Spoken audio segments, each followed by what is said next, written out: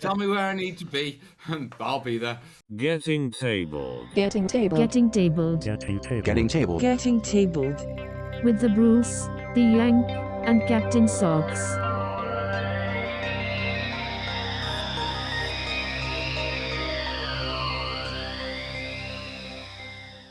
Hello, future people, and welcome to a very, very special edition of Getting Tabled with your host, the Bruce.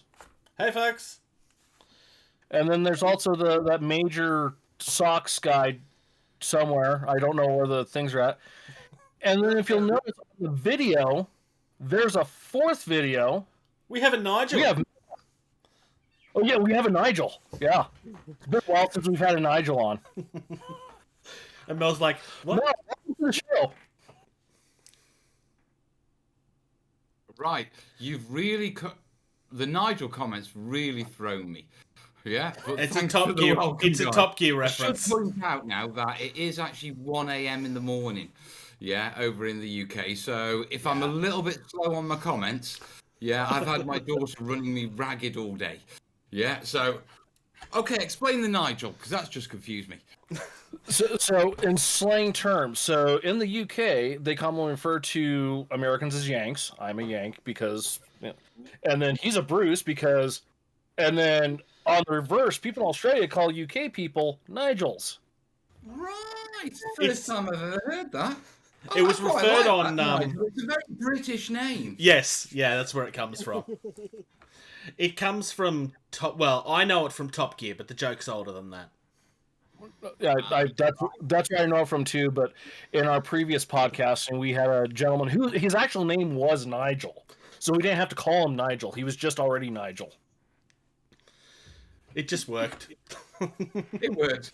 I must admit, with not knowing that one, you definitely threw me a curveball because I've got a blank screen at the side that I think's the recording bot. And I'm sitting here thinking, have we got a Nigel who's about to pop up as well? I'm looking at Discord, like looking at the logged in users going, I don't see no Nigel. Are they talking to me? I had wondered why you looked so confused there for a minute. Oh, that's funny. Oh dear. So for any of the 3 or 4 people in the world that don't know who Mel is, will you want to explain why most of us know you? That's an interesting one. Basically because I share my passion for terrain making on YouTube. And somehow I've done it all my life and I just share tips and stuff and a lot of people thought it'd be useful to follow. Now, to be truthful, I don't know whether they follow me for the tips or for the accidents. Yeah, whether it's like educational or comic relief. But either way, I'm just glad to have people along and, see terrain building grow in the hobby. Yeah. And I think there's the fact that there's so many of those channels out there is not accidental anymore either. You were, I mean, you certainly weren't the first, but you were among the first that were using the platform in that way. One of the dinosaurs, I mean, Terranscapes, Terrainaholic, Rubbish In, Rubbish Out. They were going 9 years before I came along. When I came along, I think Mike at Terranscapes, he'd got up to about 17,000 subscribers and he'd been doing it for about 9 years. So when I came to do terrain on YouTube, it was very much, I'm just sharing my hobby. There was no expectations of, hey, this guy's amazing and it's taken him 9 years to get 17,000 subscribers. And then everything just went batshit crazy.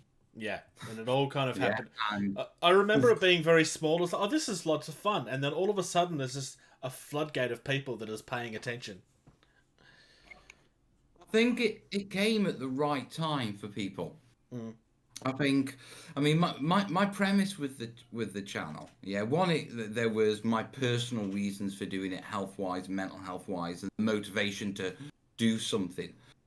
But the underlying reason was very much this sort of feeling like terrain making was disappearing from the hobby. I mean, every photo of a convention I saw, it was flat plastic land with GW buildings on as far as the eyes could see. Yeah.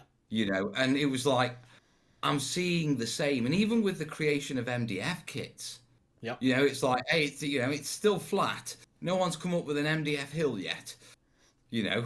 And so it was very much like I grew up, hobbying. I grew up in a craft shop in a corner. And so making my own terrain was just, that's what you do. And seeing it gone, it was like, I want to share this. I want to share what I do, this sort of thing. And I think it came along just at the right time where people were looking to tap into something a little bit more than just painting their models. Yeah. And terrain making's got an element of that. It's very therapeutic. Yeah. It's very, you know what I mean? It's just good for the soul, I think. And I think also the fact that you can do it with kids. Yeah, the payoff, for enriching your games as well when you do make your own terrain. There's nothing like playing on a gaming table you've made. Yeah, it ends up being like, it's not just something I've painted. This is mine. I made this. Exactly. And when it starts rolling and you start imagining the lands you're going to build, or you start thinking about the battles and the landscapes you can battle over, because eventually you start building terrain for games you want to play. I mean, any terrain maker is sitting there going, at some point I'm going to make a castle, or I'm going to make fortified, 40k city gate walls, the Forge World style. Yeah, because we all want to play that game. I mean, Lord of the Rings guys. Yeah, I salivate every time I see a photo of Helm's Deep, and there's something in my mind. You are going to make one of those at some point. Yeah, I don't even know how to play the game, but I want to make it. I've got a mate, Rob Alderman. He works at GW, project manager for Lord of the Rings. Yeah, and I'm literally thinking, I'll make the castle, and I'm just going to get Rob. I'm just going to take it down to Rob, and Rob, get us some minis and teach me how to play, mate. Because I just want to play a game on this, just once. Which is pretty typical for my builds. I only usually get to play on them once. Do you keep a lot of your stuff? Do you still have a lot of it? No, anything big and posh is going off to someone else. There's two sorts of terrain I make. Yeah, I make tutorial pieces where it's very much like, I'm building this purely because I want to show you how to build it, or I want to show you this technique, or, we're experimenting with something. Or I do sort of my feature builds, which are like the D-Day board, the Frostgrave board, the map, and all those sort of things. And they're generally for companies. And the reason being is that obviously the stuff for companies is a commission. Yes. And what they pay in the commission sort of bumps up and makes it viable for me to go, right, I can use this to teach this. So at the same time I was making the Frostgrave board, the High Peak Pass tile for foreground. Yeah, when I started that, I started off with a list of what snow tutorials do I want to pull out of this build. Yeah, so I'm filming 2 sets of video content at the same time. Yeah, one vlogging, which is just going out week by week. And then over the course of about 6 weeks, I'm also filming about 5 different tutorials that only came out at the end, which is, hey, this is frosting buildings up. This is icicles. This is how to do snowy ground. This is how to do ice ground. These are the effects for getting frozen puddles. Yeah, and we did a whole load of those. Yeah. And so my builds sort of vary, but the really posh stuff is always for someone else. And typically I'm late with it, which means I don't get much gaming time on it. Yeah, it's literally like I have to get I'm having one game before my studio. You know what I mean? Then after that, it's like I walk around conventions watching people play on my tables. Like, oh, I should have had more games on that. You know what I mean? Speaking of tables, do you have a preference on making stuff? Like, are you more into making the table, or the display board to really showcase, the game or the army or whatever? It depends on what the purpose of the terrain is. Okay, a good table for gaming on, it can be different for whether you game at home or whether you game at a club or whether you game at a store. A good table for demonstrating a game is vastly different, because you want something that really gives a feeling of the environment, limited in size, forcing players to get close to each other rather quickly, speeding up demo games. You want to design them so you can have access for people to playing, but also people looking over their shoulder. So just purely from playing a game to demoing it, Yeah, there's actually a difference, because demoing isn't just about, hey, I'm going to show you this game. It's about selling the game. Yeah, which means the whole package. Yeah, which is why you have show tables and you have gaming tables. Yeah. Yeah. Say, I mean, what you can pull off with your own terrain at home and what you'll put in a store is vastly different. You know, you'll go for more delicate stuff at home because you know the people who are playing on it are going to treat it well. In a I would store, go for delicate. I know me. So terrain is essentially the table. It's there to enable the gameplay. Yeah. So the best terrain comes from understanding what you're trying to achieve with it. You know, if you want club terrain, then you want something simple that people fingers are. You know, you're not going to get fiddly or have any arguments over. Clear boundaries, clear line of sights. You know what I mean? Thing that's not going to break your heart when something breaks. Yeah, exactly. You know, also use simple colours that you can get from the local DIY store. Don't use specialist materials, so the club can do the repairs and you can have a club night and everything's simple. So everyone goes, yeah, I can do this. And after they spent a year knackering your terrain, you go, all right, Christmas is coming. Bring your tester pots in. We're having a terrain building night. Bring your beer. We've got to fix the terrain up for next year. Yeah. You know what I mean? Whereas your stuff at home, it's like, yeah, I can use this one specific model paint on this one thing because I'm going to be able to get this again. And you know what I mean? I can use the rare stuff and I can tailor it and it's not going to get broken. So terrain is there to enable the game. Really understanding what you're using it for, where you're using it, is the best way to get the best out of the terrain. And that's what applies to the channel. You know, I know when I'm doing a feature build, all right, I'm going to do this posh. This is going to look real snazzy. Yeah. Because I know what I'm doing as the terrain tutor is, all right, if I'm spending 2 months on this, I want to walk away with something that, you know, in a year's time, people go, yeah, that's the terrain tutor's build. Yeah. Yeah. Whereas my teaching pieces, half of them, I don't even paint the backside you can't see. Well, there's no point if it's not going to ever get if it's ever. No, literally, my teaching pieces, because they're individual pieces, they're never part of a set. Yeah. So if I teach it fences, I'll do a video and I'll do 3-4 different types of fences. Yeah. But I've only got one fence of each sort. So if you want to lay that on a table for the game, you're a bit out of luck, mate. Yeah. Yeah. So my teaching pieces go from teaching pieces to testing pieces. Yeah, and I have a shelf full of them where the frugal crafter in me, where it's like, I need some clump foliage for this. I'll just take it off this one. Yeah, no one will know, and I'm re-gluing them on. So when you watch my tutorial piece in the clump foliage, the frugal nature of my crafting, yeah, that clump foliage is being recycled. You've probably seen those clumps over about 3 or 4 different. Nice. So I'll share this with you too, Mel. I'm a big proponent of, if you don't see it, don't paint it. Yeah, I'll agree on that. Within reason, but no, I'll agree with that. Which is kind of rare, because I always have to paint my Space Marine legs in land speeders. I cannot leave them bare. When it's a model, even if you can't see it, I still have to paint it.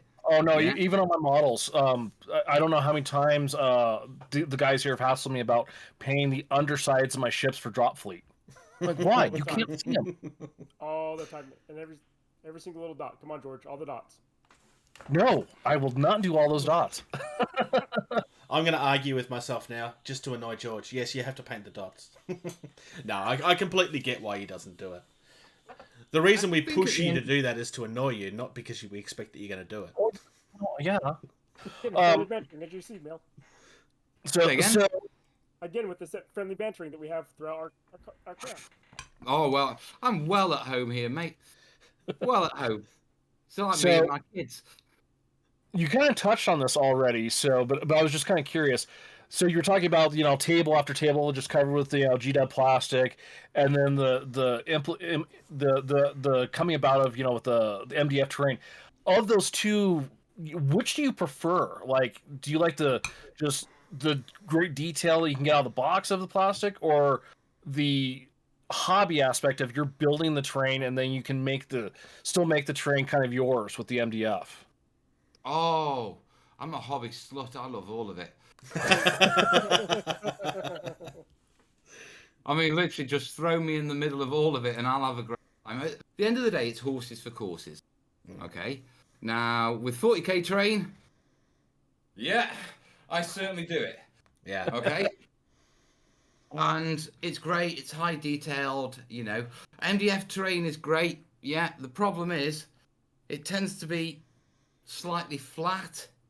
Okay. So it really depends on what you need and in what environment. Yeah. So I'm quite happy using plastic. I'm quite happy using MDF. I'm quite happy using cardstock.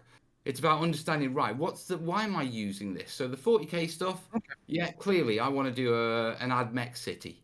Yeah. You can't pull that off with MDF. Okay, well, that makes sense. Yeah. Yeah. Yeah.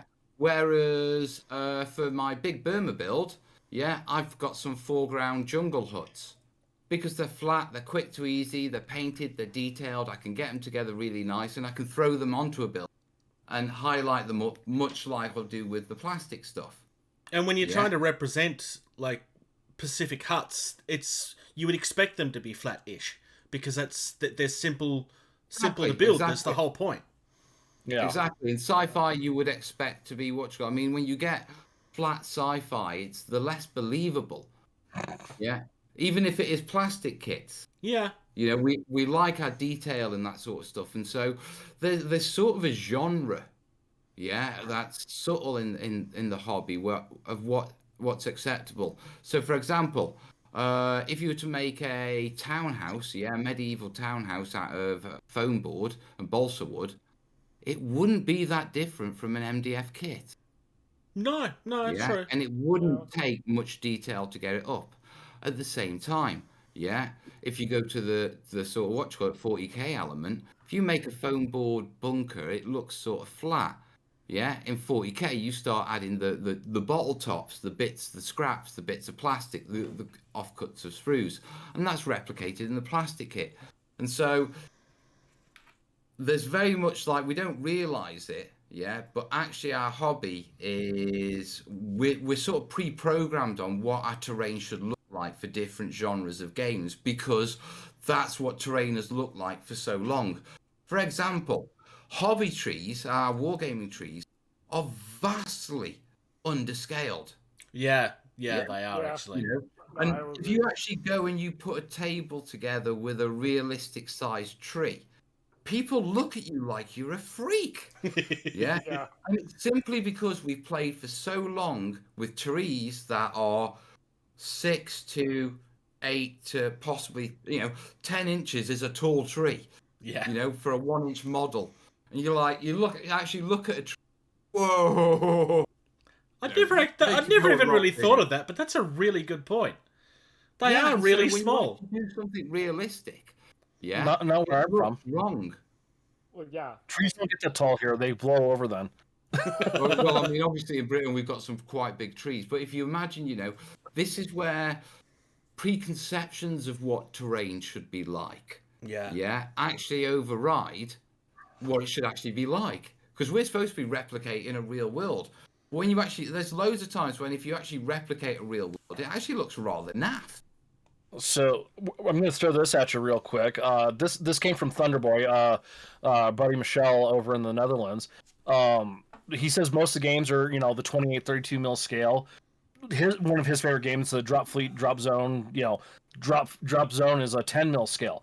What's one of the most important things to keep an eye on when you're trying to do terrain to a scale for a game? But okay, when it comes down to a scale, obviously,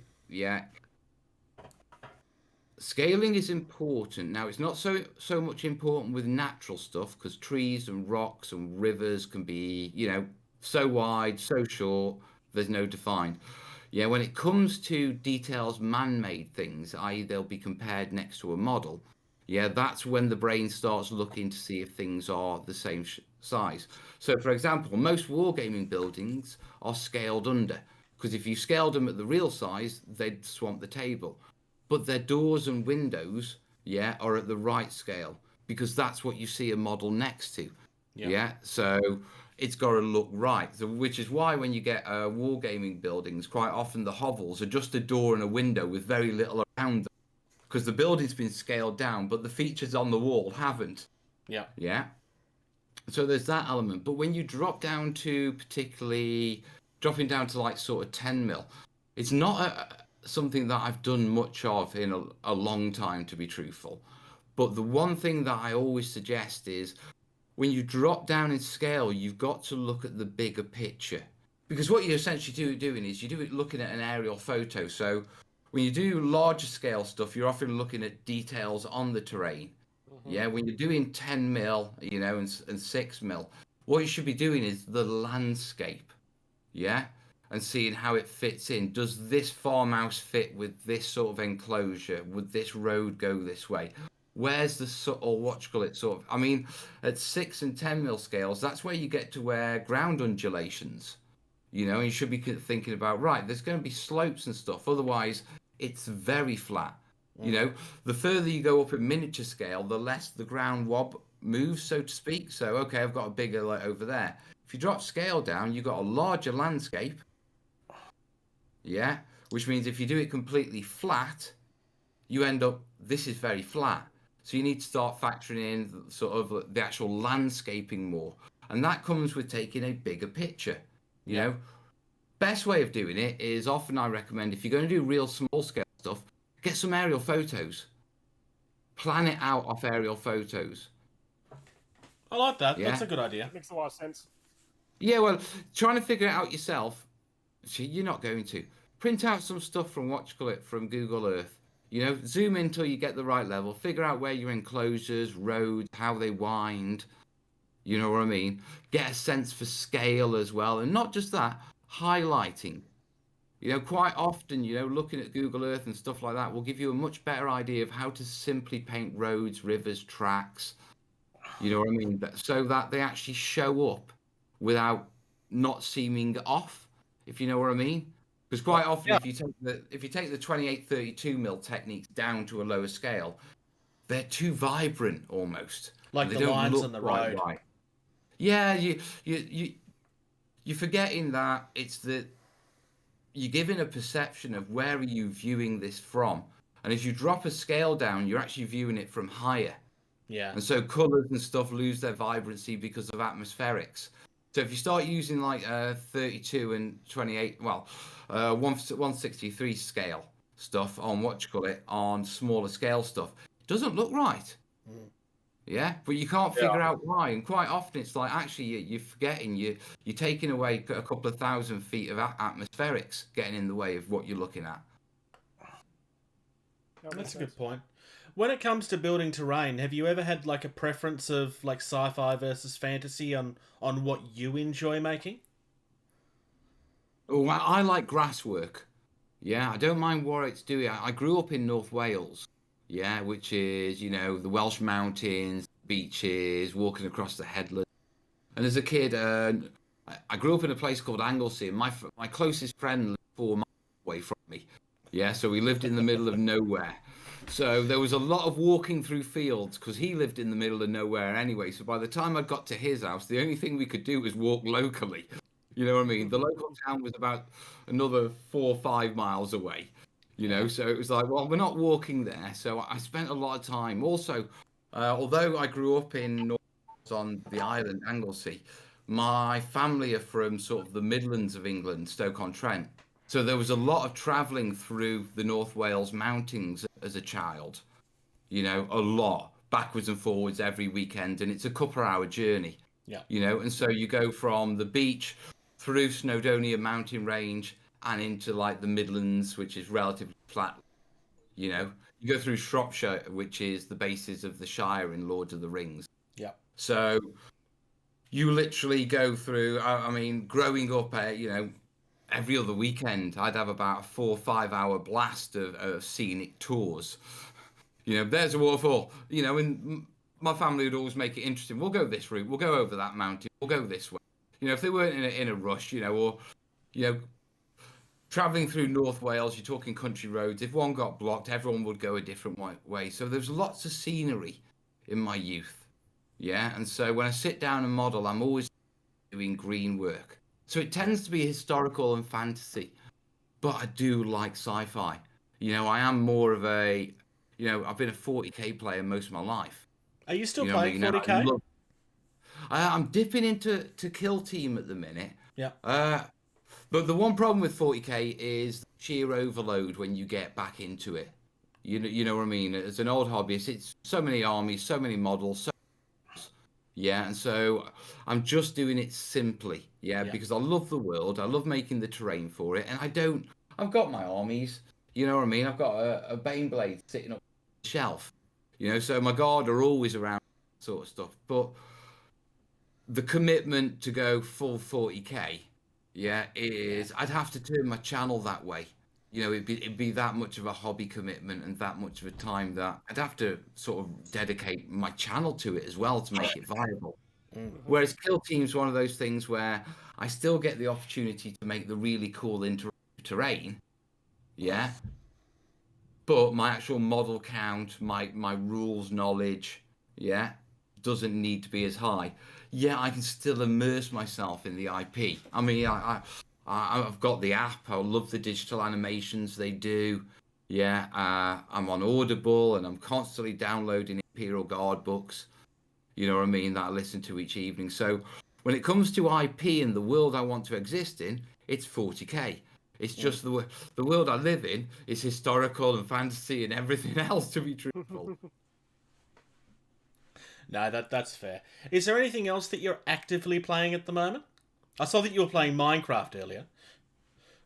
No, I'm not playing Minecraft. That's my daughter. Oh, okay. He's playing Minecraft. It makes so much sense for Mel to be doing something like that. Like, it's another form of creation. Well, I used to play Minecraft, until I realised I cannot play Minecraft. I logged up something like 200 hours in a month.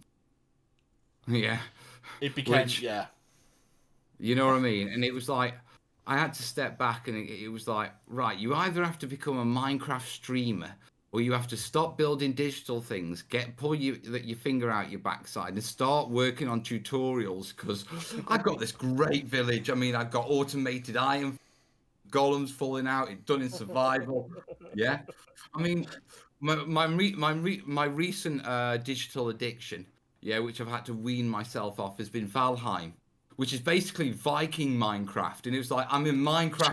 Ooh, I like that. I like the sound of that. Oh, Valheim's brilliant.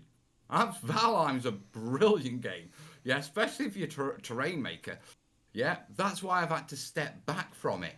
Because I was clocking up some serious hours on that as well. You know what I mean? And actually, no, you need to get back into physical building and your terrain building both. You know what I mean? But earlier, that's my daughter Willow. Both my son and my daughter.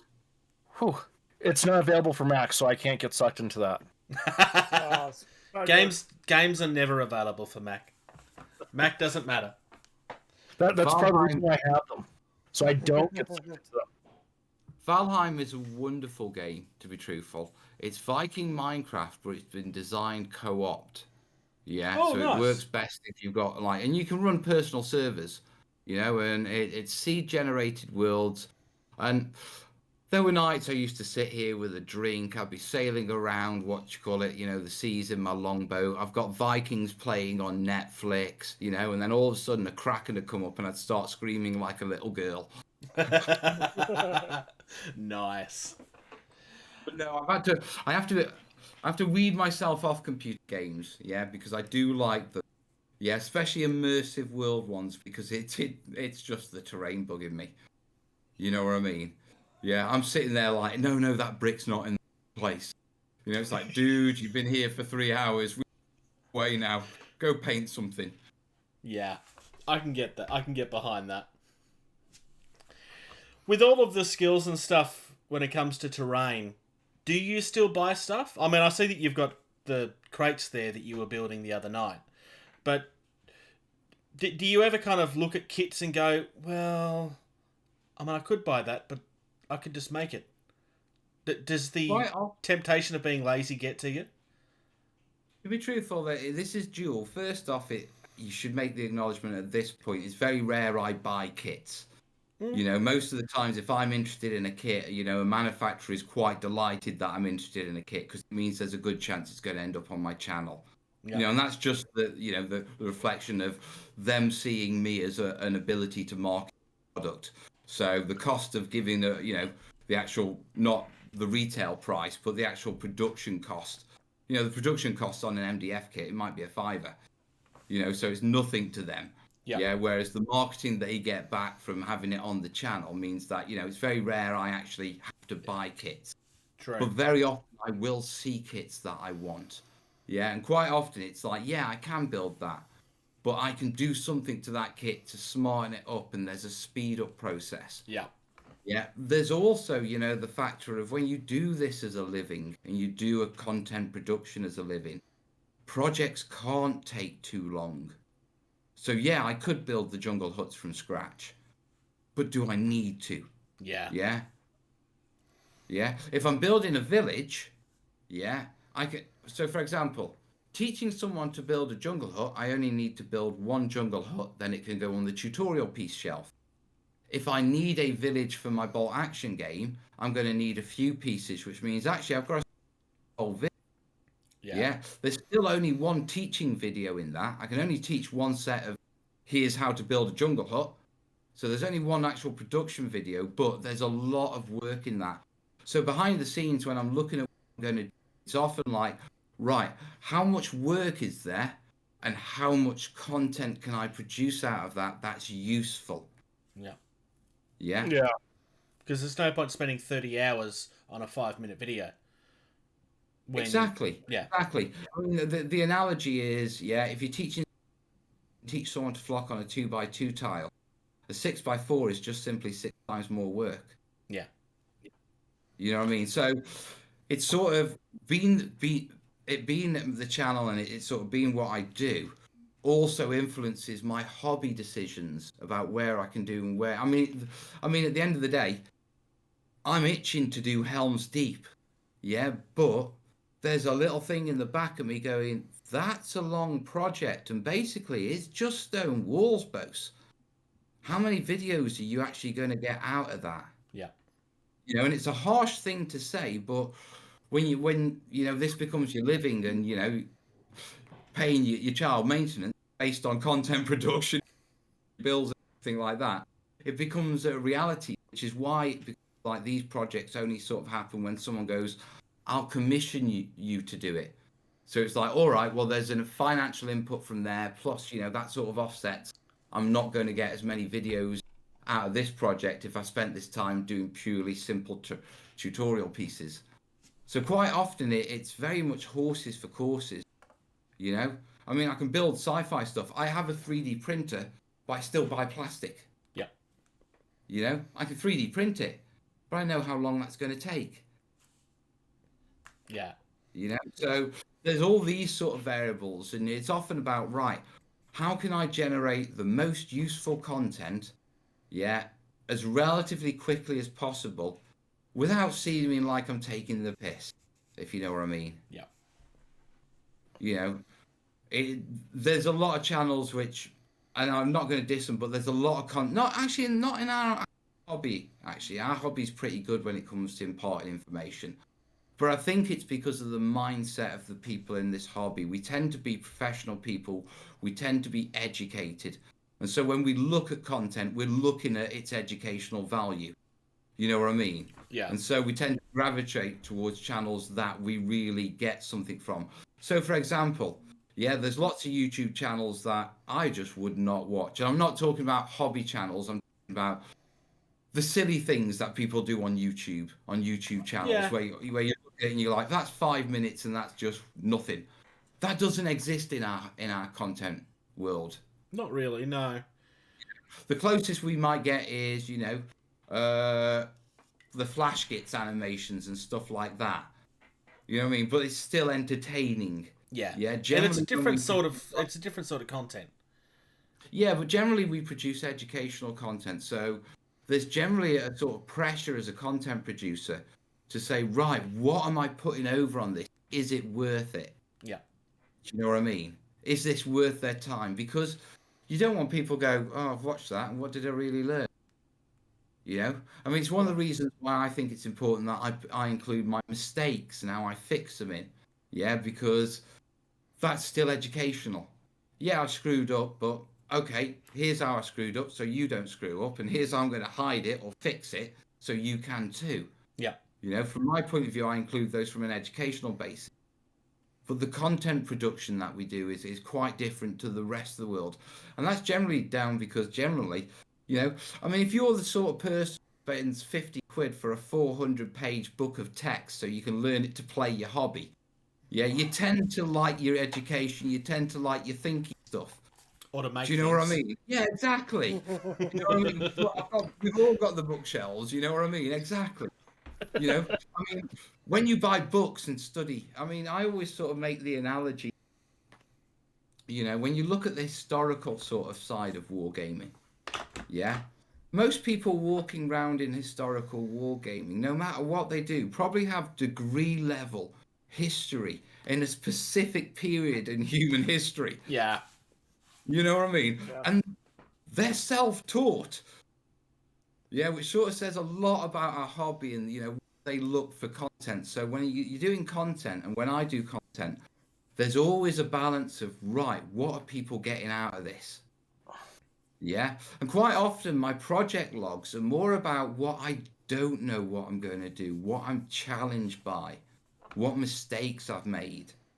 Yeah. Because that's the educational people want to see. They want to see someone deal with those challenges. Yeah, to the extent where when I do my project vlogs, I don't actually teach any terrain making in them. I just talk about the challenges and what I'm worried about or what I've got to try and achieve. Yeah. Yeah. And it's quite strange, you know, as content, but they're very well liked. Yeah. Yet they actually teach nothing because I do that in the tutorial content that beside the big projects. You know what I mean? But it shows there's a lot of thinking in our industry, you know, and so you really do have to put some thought and not do anything too clickbaity. I think Do you to know what I some mean? extent there's also the element of it's not just me that feels that way. Look, even Mel experiences this as well. It's I think from a user perspective, people feel comfort knowing that they're not the only ones that struggle with the doubt and the having to figure out how to do things. I think that's one theme that comes up on the channel quite a lot, that people like that I show my mistakes, that I'm honest about, you know, the problems, you know, I'm having with a build or where I've screwed up or where I'm not happy. I mean, to be perfectly honest, yeah, every commission I've done, if you go along to my playlist on the channel, yeah, and go to the last video, it's basically me bitching for half an hour about the build, yeah, and it normally takes me, yeah, about 2 years before I actually like it, you know, and then I'll come across it in a photo, you know, on a group where someone shared it because they've seen it at a store and played a game on it. Oh yeah, that's mine. I quite like that. I did a good job there. I mean, but up until then, it's quite often the disappointments, and I think, like you say, there's this thing in our hobby which I'm not a fan of, which is sort of post-production perfection. Yeah, Where you only see the sort of finished product and it's perfect and everything went perfectly fine the whole way through it. Yeah, now I don't know about your hobby. There's been plenty, I mean, I don't that there's an evening that doesn't go by that there isn't a, oh, or I've stuck something to my finger, or I've taken something off that should have glued it. It's glued to my finger and not the model, you know, or I've knocked something over.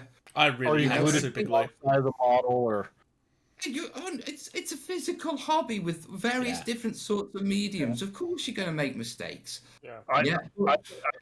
I can really relate to that. I was trying to do a video. This is when we're still in our infancy, but I wasn't even like, you know, doing any sort of baby steps. I was just trying to paint a dice tower. I think like, oh, it's dice tower, airbrush it, boom, easy.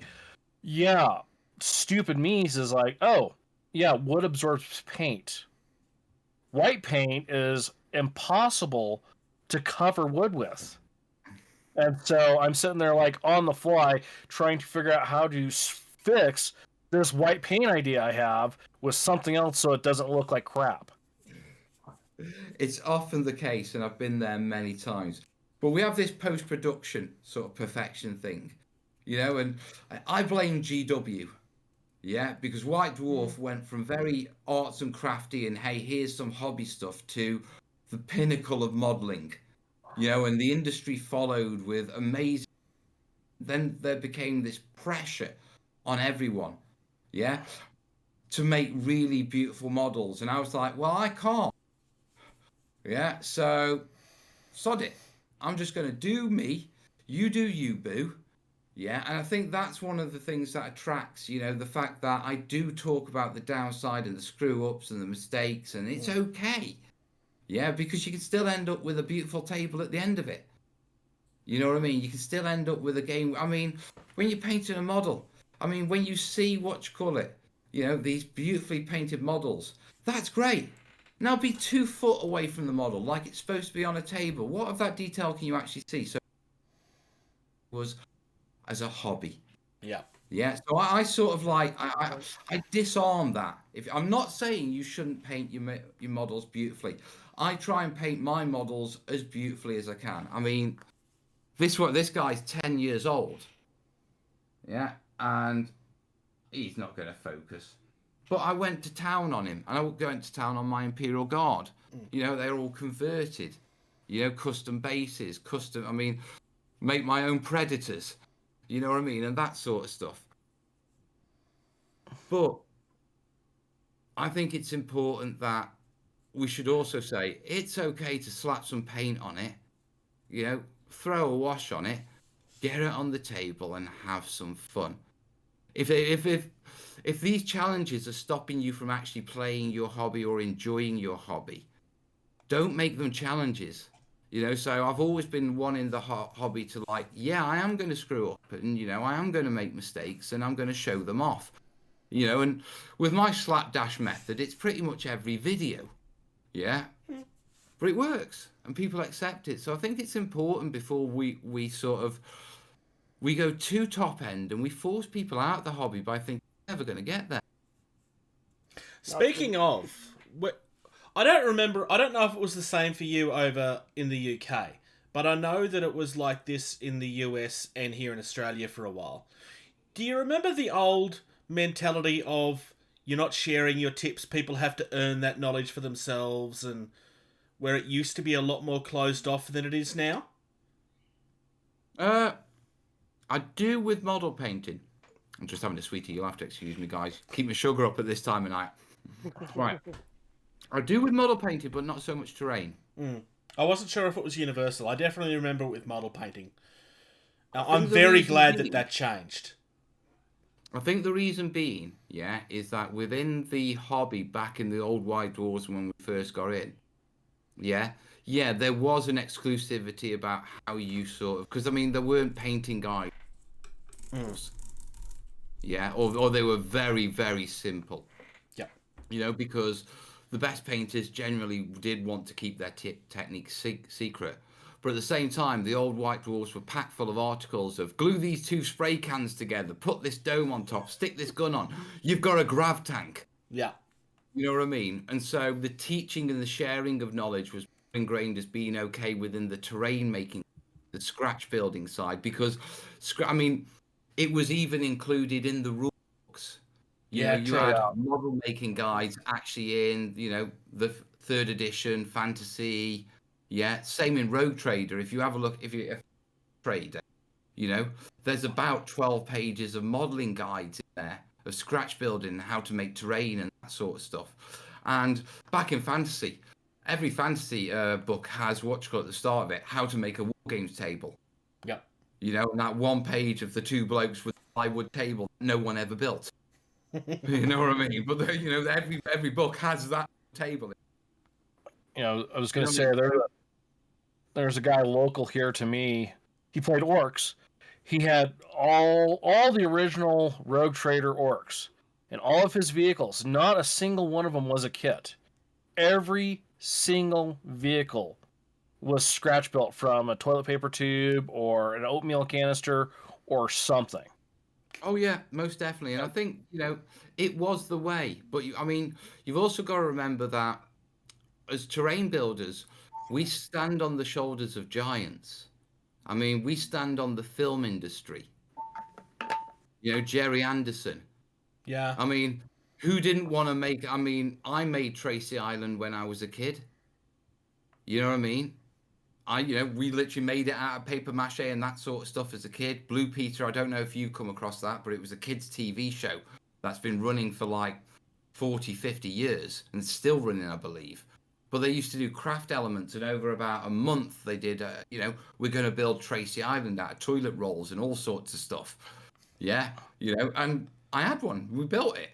Nice. Yeah, so terrain making, it comes from the model making world when we didn't have CGI, and if they wanted to make the if they wanted a landscape, I mean, you've seen the old black and white photos of the guys walking through with a bucket of snow frosting up a landscape that they're literally walking through, and we've sort of taken those techniques. So there's another element that I think, whereas with the model painting, there's no doubt that the techniques that have come along in model painting belong to the wargaming community, because there are no better, small scale miniature painters than the model community. I mean, I look at fine artists. I'm based in a collection of studios which is tied in with a university art department. Yeah, and it's like I look at artworks. It's like, I know people who can fit that on a Space Marine shoulder pad and still make it look better. Yeah. Do you know what I mean? It's like the level of, and that does belong to the wargaming community. So I can understand why people are more protective over how they've done. And the only reason they're sharing it, monetize it, Patreon, because they weren't sharing it before they could make money off it. Yeah. True. Because they made their money through commissions. And so keeping it secret was actually the better way of doing it. Yeah. Yeah, but terrain making, we everything we do. Yes, you can turn around and say, people like me, Real Terrain Hobbies, Viv, all the other guys that are in the industry, Lucas, all those. Yeah, we're developing techniques, but pretty much most of what we do, we've learned from other people in an entirely different industry. So I think that's the difference in the sharing. The fact that the miniature painters, they own those techniques. The beautifulness, and the industry owns those beautiful techniques and the reputation of, hey, we're the scale model painters. I mean, you get the guys who do Gundam, and it's like, that's nice. Now do it at 28 mil, because that's where I'm working at, mate. Do you know what I mean? And then you get the guys who are like absolute freaks, and they're painting like 6 mil, and they're painting the shoulder blades or decals on. Do you know what I mean? And it's like, they're really working at that level, and they're sculpting green stuff cloaks on things that are smaller than my little fingernail. Yeah. Yeah. It's like, come on, I can only hate you so much right now. Yeah. It's like stop being good. So I love the fact that we are the best miniature painters in the world as an industry. Yeah, there's just this little bit of me where I need to bring out my big rubber mallet to whack people on the heads every day. It doesn't have to be perfect to play with it, though. Yeah. Yeah, no, it's gonna make. First, I'm gonna steal one of your questions because this is very pertinent to me, having to move every couple of years. So one of Bruce's questions was the balance between space and terrain, and then scratch build between finished pieces and storage issues. Because I'm an Air Force officer, so I move every 2 to 3 years. Right. So I have a Tupperware box, plastic Tupperware box that's filled with all my drop zone, commander terrain, and I have some 3D terrain that for my Star Wars Legion stuff that I haven't put together yet because every 2 to 3 years I'm moving around. So, what's your thoughts? I've actually for the detailed ones. There's a video talk terrain playlist on storage, and it's also a section in my book. Yeah, because storage for wargamers, it's a challenge for all of us. It is, yeah. And especially forces. You're always on the move. Loads of British forces guys play wargaming. It's quite common. Americans in general, you tend to move for your jobs and that sort of stuff. 2 to 3 years for me. So yeah. So I mean, mobile terrain, and I always sort of go with the argument. The best tip I can give you is build it for your storage. Yeah. So look at what you've actually got. Yeah, to store what box you're going to store it in, and then make your terrain to fit that. And quite simply, start off, yeah? So you're talking plastic boxes. I mean, if you can get a plastic box that's twice the height of terrain, well, you can get some cardboard tubes, put another layer of cardboard in there, yeah, and then make that dual layered. Yeah, you can work out what the heights are, and then you've got this is my maximum height of a terrain feature. And that way you can make sure it always fits into the box. The other thing is when you're making your set, yeah, get a bit of cardboard, put it in your box, take it out, use that to cut out your templates for all your base pieces. So your corner pieces, your edge pieces, your middle pieces. And then when you use those to make your terrain pieces, you know all those terrain pieces will fit flatly in the bottom of the box because you made them out of a template that fits in the box. And then if you're using dual layer, you can put a layer onto that. Yeah, so quite often if you're moving a lot, the best thing to go is start off with your storage and creatively plan. Go, right, here's I need to play my game. Yeah, I need so many farmhouses, so many hedges, so many trees, I need a river, so many roads. How am I going to fit this into this box and trial run it with bits of paper? Yeah, because if you just start, I mean, it's generally only like I need to make sure of the height and I make sure to make sure of my base size that I can stack it like this. Once you've got those sort of specifications down, you can crack on with terrain building and go with the pleasure that I know immediately that when I finish this, it's all going to go into that one box. There's not going to be anything that leaves over. I'm not going to get anything to play, and that terrain setup is in that box. Yeah, and then your hobby becomes, your transport becomes one box. Yeah. Or if you're like me, several one boxes. I'm with you on That's how that. I feel. Seriously. Yeah, exactly. But at least it's logical and it's structured. You know, you could go, this is my 40k box. This is my bolt action box. Yeah, or this is my Age of Sigmar box. Yeah. And it's got everything you need. So when it comes to playing a game, because storage isn't just the issue. Yeah, where's storage? It's getting it out of storage. It's setting it up. It's putting it away. You know, I mean, it's bad enough when the box you want is on the bottom of the pile and you've got to take all the top boxes off to get to. Yeah. Yeah, but when you're looking at like, okay, the terrain I need is spread across 3 different boxes, and because I'm moving, one of them's in the garage. Yeah, I'm not sure is that in the boot of my car, and you've got to dig through them because you know you piled it in haphazardly and. So if you start off with what you're storing it in, yeah, use that to limit your base size by what you can actually fit in there and the height. Then it just becomes one box that you just get out, you get to the table, you lay your terrain out nice and easy, you slide your box under the table and you get gaming. Yeah? Nope. After that, there's no need to go in that box.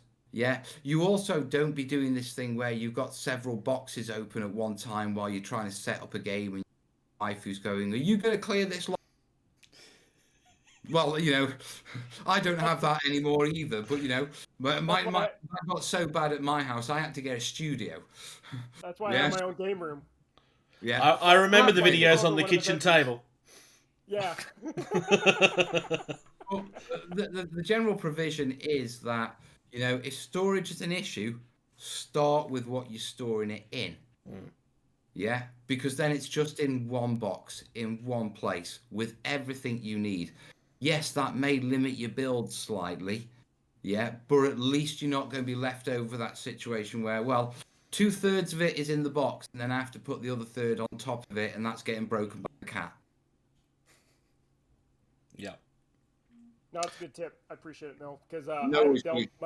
much with terrain building myself, because I'm just like, I move every couple of years, and I'm afraid that if I build something, it's just going to break, and because I know how the movers are sometimes contracted out that they use for us. Mate, Lowest bidder. It is lowest bidder. It really is lowest bidder, and so sometimes it's just dump stuff in a box and seal it up, and that's how the box shows up to my house sometimes. So it's yeah. Well, that's military movers for you. Yeah. unfortunate. And that's also being a commissioned officer, mate. Get it in there, lads. Just throw it in. Just throw it in.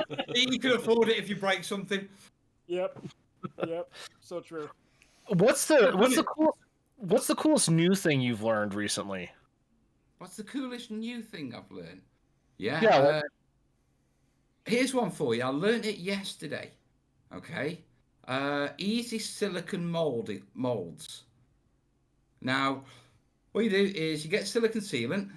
Yeah, put it in a disposable sort of mixing tub, any sort of tub you've got or bowl that you can, because it's going to knacker the bowl. So put it in something disposable. Put a little bit of food colouring in or dye, yeah, just to give it a little bit of a colour, yeah. And then once you've mixed it round, throw it into a bowl of of cornstarch and start mixing it, yeah. And you end up with this putty that you can just press mould on, yeah, without no releasing agent or anything like that, and then just drop acrylic resin in to make replicas, and you can just reuse it as much as you want. And it's just silicon sealant, a little bit of dye just to give a bit of colour and just get the mix, and then throw it into some cornstarch. And I'm learning on my Terrainiacs group. I have a support group called the Terrainiacs, and someone posted and he just mentioned it, and I'm like, wait, what? Yeah, this is new for me. I've never heard this. Yeah. No, well, the silicon sealant technique's been around for a while, but it used to be that you get something, you'd have to put Vaseline over it as a barrier, as a release agent, and then you'd squeeze out the silicon sealant over it, which was always a bit messy. But once the silicon sealant cures off, you can pretty much peel it off, and you've got a flexible mold. Yeah, but this cornstarch one, it was just like reusable mold. Wow. Somewhere out there's a rubber manufacturer that's... Mel, what are you doing? Be quiet. Oh, trust me. There's been many manufacturers along the years that have gone, oh, God, he's going into our field. Yeah. I've done that many times. Yeah. I mean, one of my favourite things is, is pointing out to people on live streams that when a manufacturer produces, special modelling material, you can request the technical data sheet, which will list all its ingredients. If you want to know what's in GW's technical paints, just put a request in for the technical data sheet, which they have to provide you by law.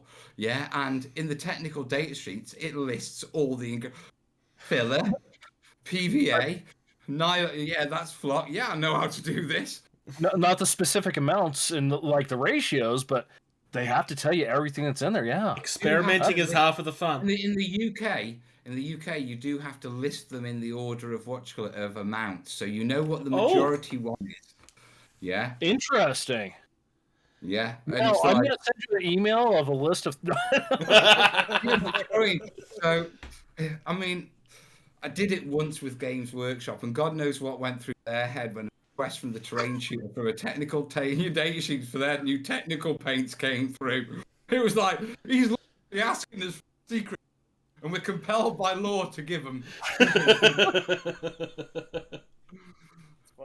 But no, that's the silicon mold one is the latest one I've picked up. And I'm always picking up new stuff. I like learning and that sort of stuff. So I've already decided, I'm going to give it a go on the channel next week. I'm looking forward to this. I like the Terrainiacs group and the fact that Terrain people do share their techniques more, because it generally is a rising tide, if you know what I mean. Yeah. Rising tide lifts all ships. Rising tide raises all boats. That's it. Yeah, so I know this. If the tide's raising, it's good for all of us. Do you get affected by shiny syndrome like the rest of us? Oh God, yeah. When was the last time you fell for it? Probably about about 2 months ago. Yeah, and I was down visiting the guys at Foreground, and they took me to this mod shop, which was just amazing. Yeah, it was one of those where, just packed with shelf upon shelf upon shelf of stuff. So, I mean, they had stuff that'd been out of production for donkey's years. Yeah. Yeah, and, I walked out like this. It's just like, I'm having that, I'm having that, I'm having that. Generally, when it comes to shiny syndrome with the hobby, the other thing is AdMech stuff. Yeah. Yeah, I love AdMech. I don't know why, but for some reason it's my favourite bit of 40k. the same reason I like Space Wolves. Yeah, my there's just something that, it rings my bell. Yeah, and, when I see the AdMech stuff and it's like, I don't even play AdMech and I've got the models.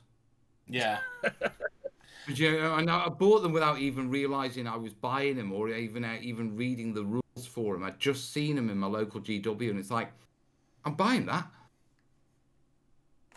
For me, it was, which is the image that you see behind me. It's all the Conquest Orc stuff, because it's orcs riding dinosaurs. What's not to love about that? Yeah, I think that there comes a time when in this hobby of ours, we always see things that's just too cool not to buy it. Yeah. And if somebody comes up with a genuine good idea, it's like, I have to buy that, because if it's not successful, I'm not going to be able to see it. And then they won't do something cool next time.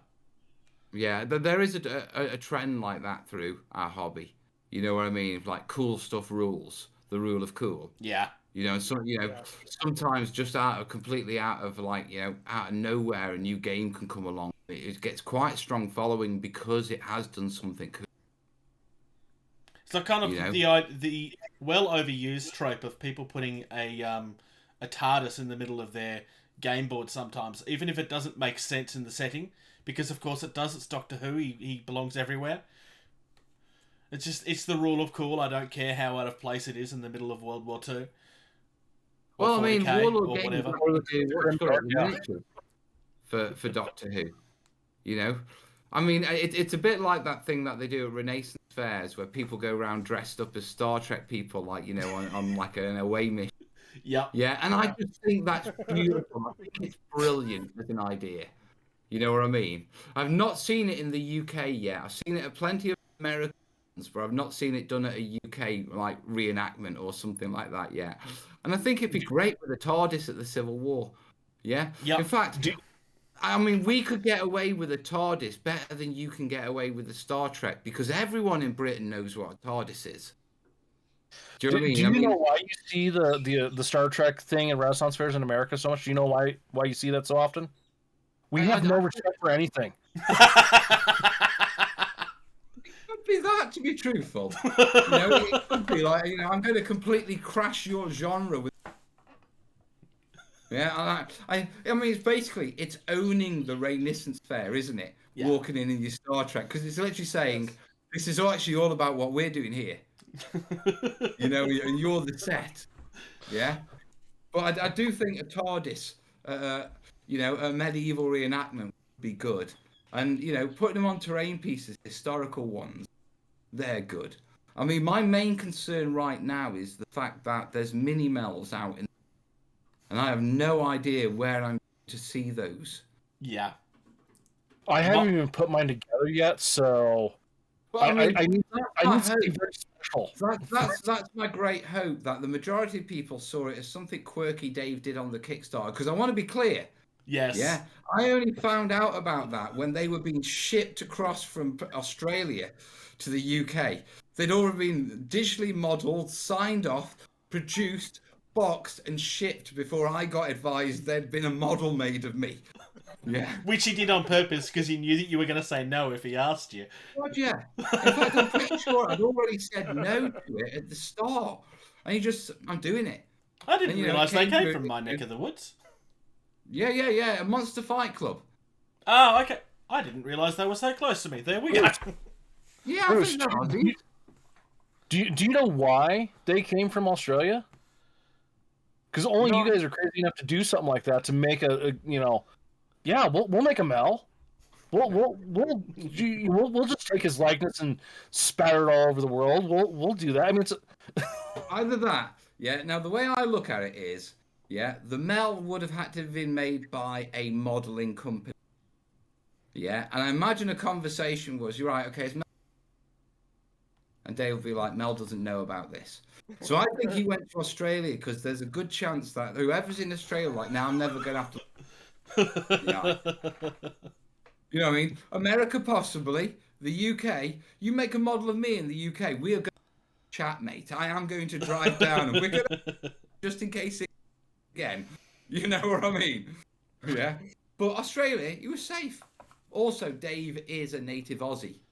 You know, that's where it's from, so that's where his roots are and that sort of stuff. You know what I mean? So I'm sure he had a mate that's like, who, you know, yeah, I'll do a Mel without him signing.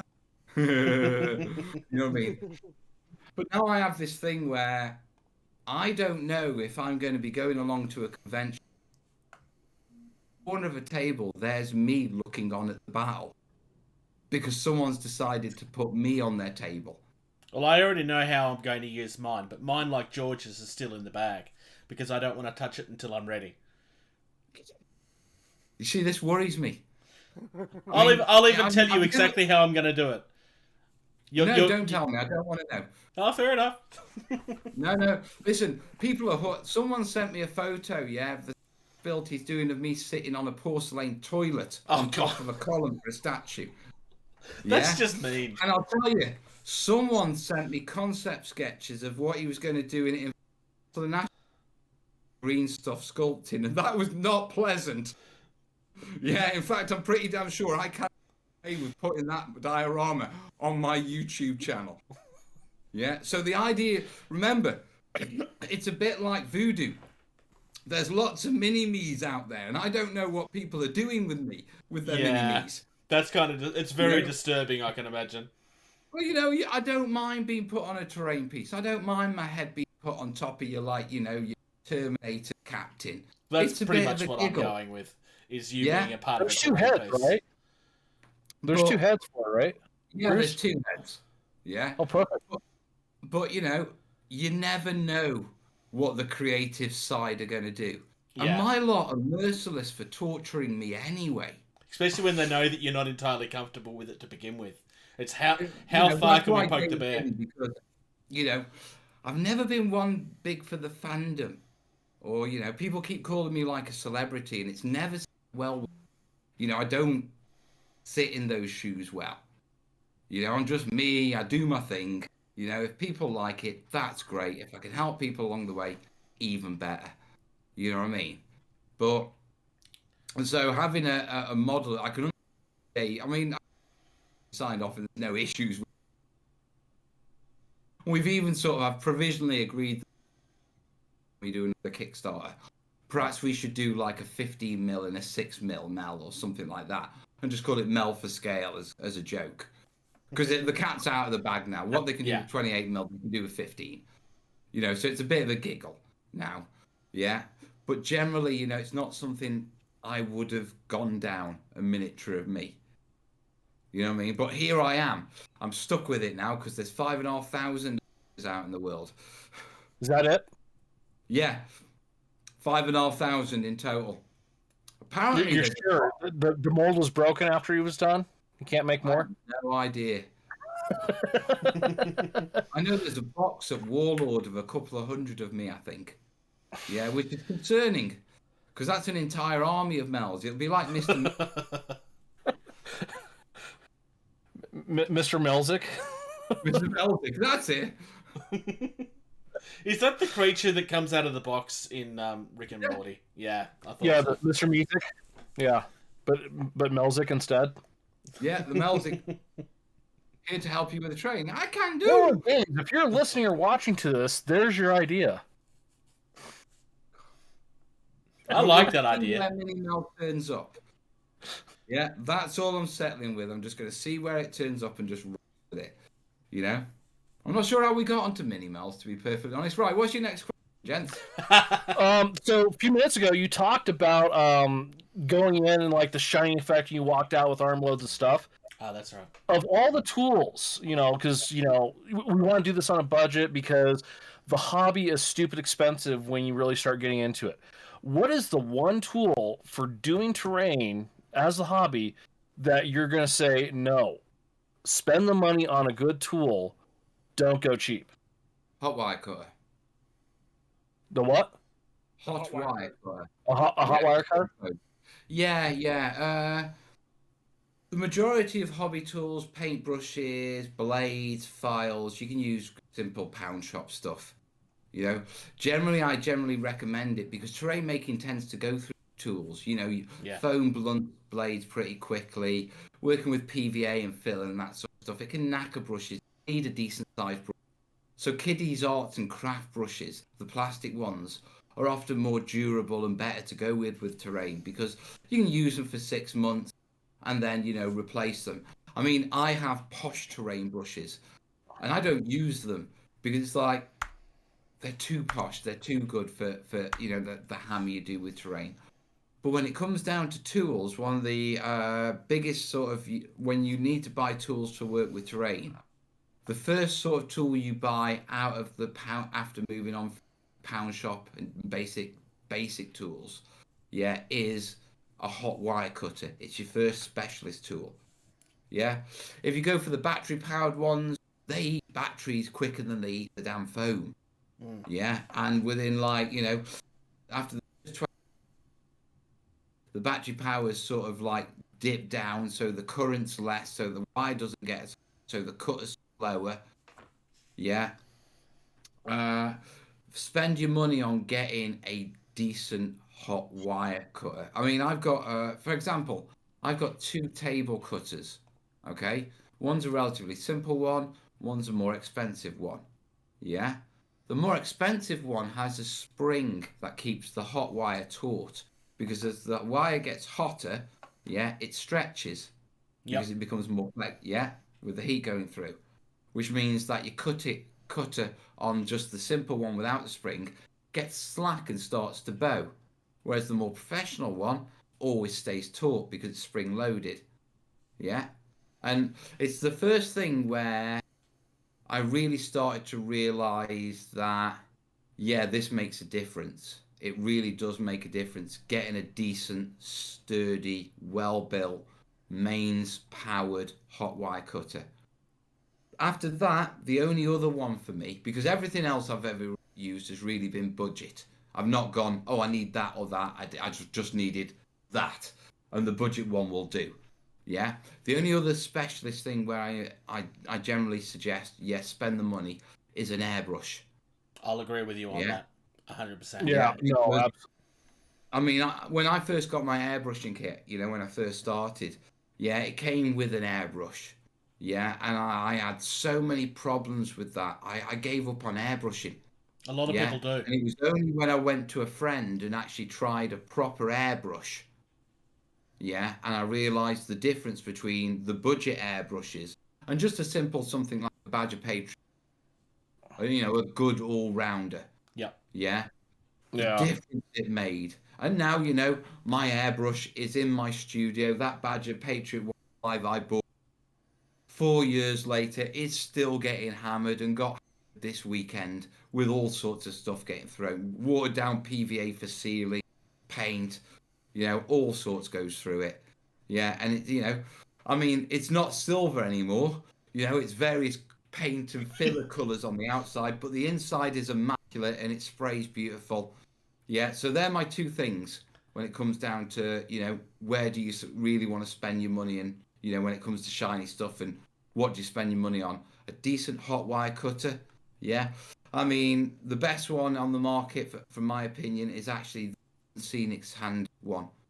Yeah, because it's really, it's trigger activated, which means that, you know, it's not going to be running when you're not using it.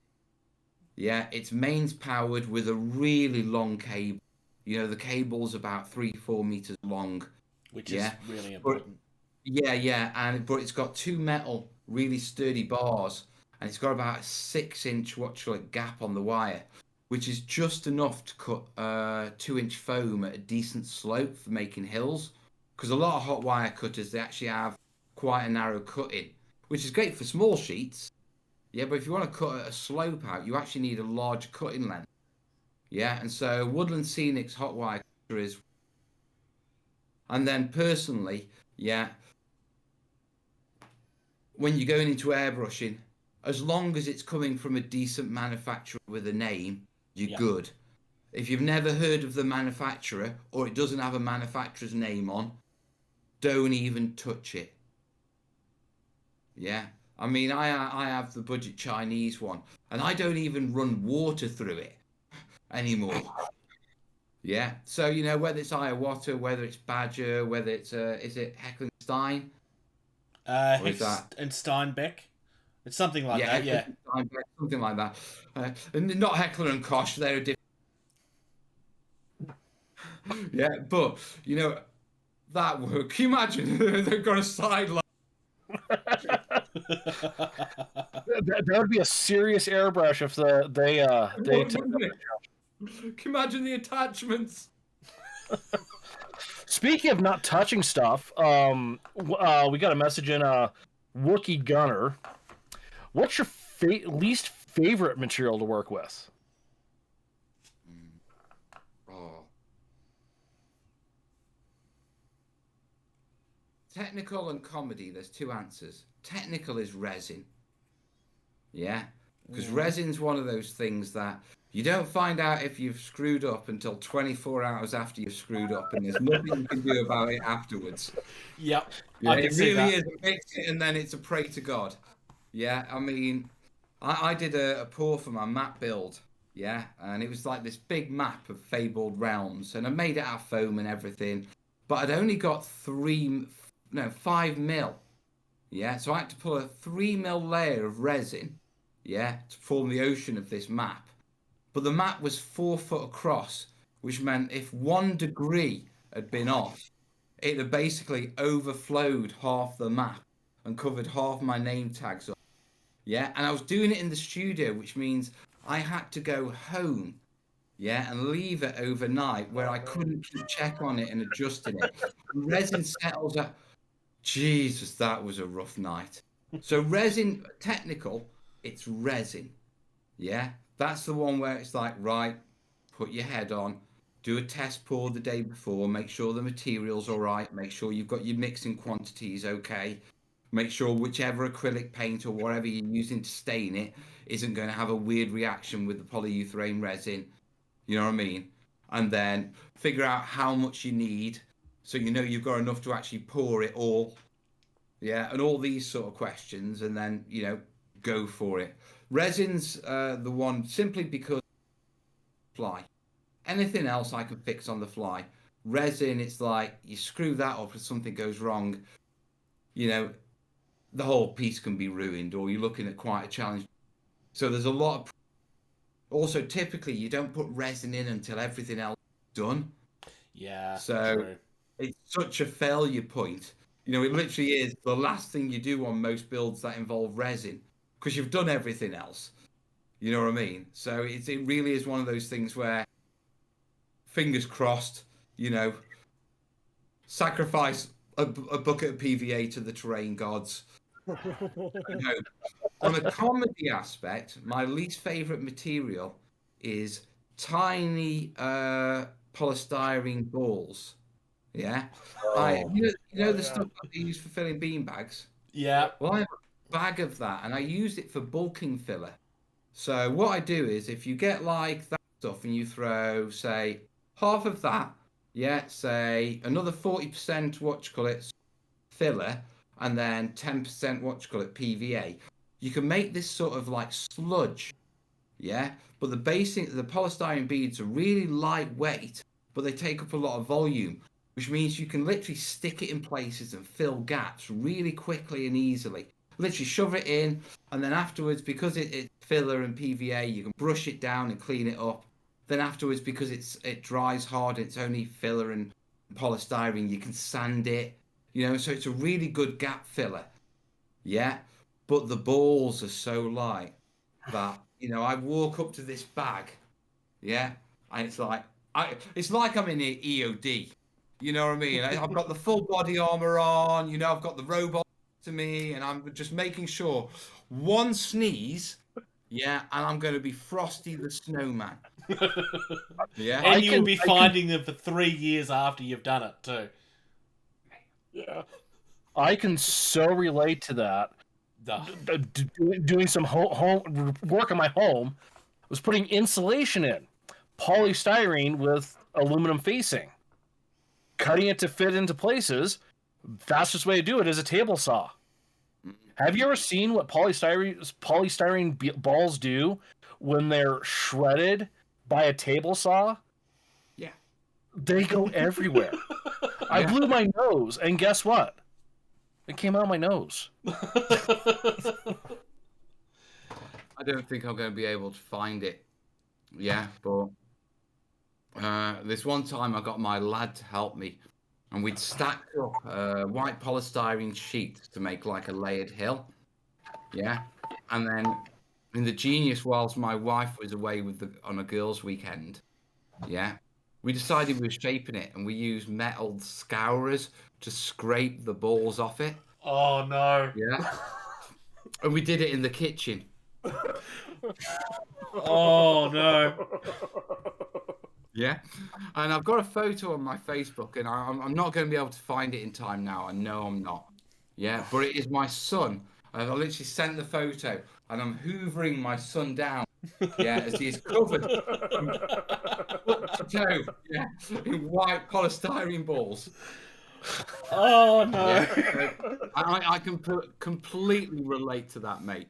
Yeah, but walking in to get my sort of like fill out of this bag, you know, it's like, don't breathe on it, don't knock it, because all it takes is one little, and it's like, poof. Yeah. You know, I mean, the only thing that could make it worse is using glitter in Terrain. I'm just glad glitter isn't a thing. Oh yeah. Yes. Yeah. Hobby herpes, or craft herpes, as it's often called. I banned it in my house. You can have any terrain material, but you can't have glitter. No, definitely not. On the listener questions one, Big Geordie Geek asked, do you ever just shove a whole heap of books under a green sheet and play like we used to back in bands? Yeah. Yeah, I play with cardboard boxes. I play with Coke cans on a table. Yeah. Yeah, I can literally play on anything. I mean, part of it is simply because quite often I'm often building that many tutorials. I don't have a gaming set of my own Terrain because it all goes out the door. You know, which is why I built my Burma build. So quite often when I get new games and stuff like that, for a long time with how long it can actually take me to build a Terrain set to play on, yeah, I'm actually playing on all sorts of weird bits and bobs. Yeah. Yeah. It's often why I go to gaming cafes to play, because they've already got a table, and if I want to go to Warhammer World, yeah, and play on one of their tables and then build my own. You know what I mean? Yeah. The other thing is I'm very narrative driven. I mean, one of the reasons I like Terrain is like I like involving myself in the game. I mean, to play war games with me is very strange because I'll narrate the story as we play. Yeah.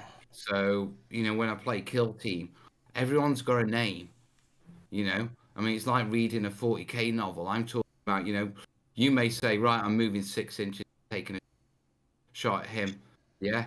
For me, it's like Gunner's taking a dive. He jumps, pulls the trigger, hopes, roll the dice. Shot goes wide, crashes to the ground. So I really involve myself in the game. So my imagination's great. I don't need a wonderful looking terrain table to imagine that's an underhive. I can just do it. Yeah. I can, you know, suspend disbelief.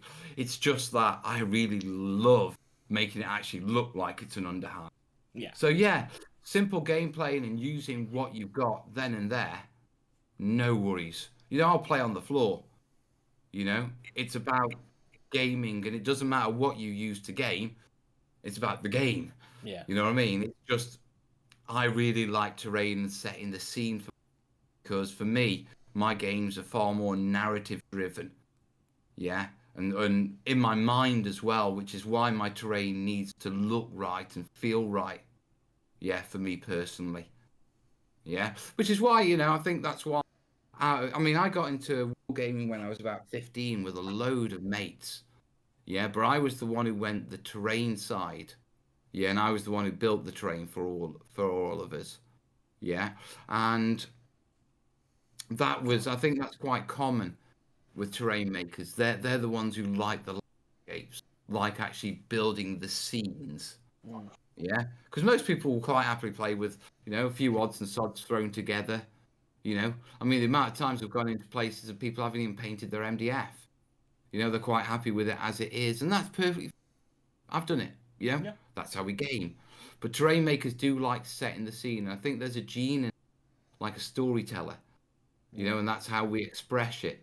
We build the landscape you play on. Yeah, and so I don't mind going, really simple and easy. Yeah, but I do like beautiful terrain. Yeah.